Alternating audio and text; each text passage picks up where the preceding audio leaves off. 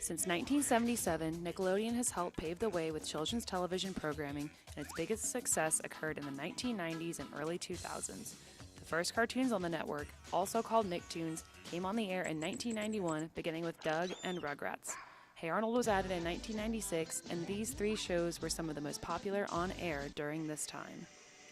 In each of these shows, there is at least one minority character present, and after watching several clips and examining studies conducted by media experts, we have come to find that each of these minority characters is typically presented in a stereotypical way. But what effect do these representations have on the children born and raised in the 90s? Did they help shape the way they viewed those races growing up? And now, as young adults reflecting on the shows, do they have a stronger grasp of these stereotypes? In his study entitled Women and Minorities on Television, George Gerbner said, "Minorities are made, not born. Gender, race, class, ethnicity, age, and disability define society's power structure.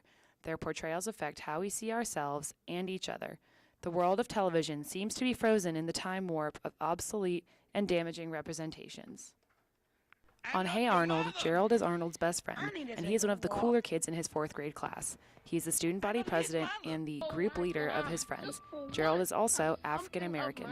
While he displays many positive portrayals of African Americans, he also represents some stereotypes. He is always wearing a sports jersey, has an afro hairstyle, and sometimes talks in slang.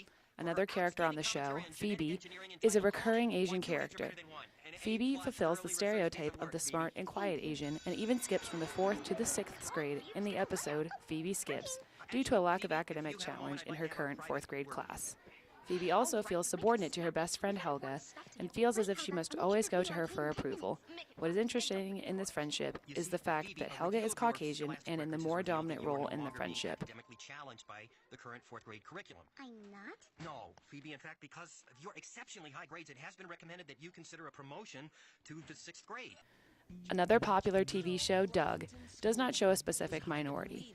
Although the characters are extremely diverse in their skin color, ranging from green to blue and even purple, Doug and his family are the only characters with Caucasian skin and are also the primary focus of the show. But do these stereotypical portrayals in these cartoon characters really have an effect on the 90s generation? We asked 2 USC students what they thought of these cartoons and if there was a negative effect on them and how they viewed the world. But when I do go back and think about minorities, I think of his hair first, then I'm like, oh, well, not all black people have giant fros just because he was on the shows. She was like the general kind of really nerdy, smart Asian girl, I would say.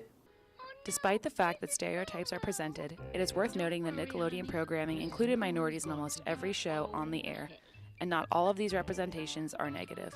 On the show Rugrats, African-American child Susie has both of her parents, with her mom as a doctor and her dad as a writer for a hit TV show. In one episode, Susie is even seen asking her mother to teach her how to be a doctor, showing high career aspirations at a young age. Will you teach me to be a doctor too? Of course. We'll start with the Hippocratic Oath. I'm not saying to necessarily live with the stereotype, but I think the positives absolutely outweigh any of the negative stereotypes that people have, because otherwise there were no Asian characters on television. Nickelodeon brings to the forefront characters that you don't often see, but obviously exist, you know. So I think it's great that they do that. It gives kids something to look up to and say, hey, like that's me on TV, whether it be a real person or animation character or not. In more recent television years, shows like Dora the Explorer and Go Diego Go have a minority as the lead character and also in an educational role by teaching viewers Spanish.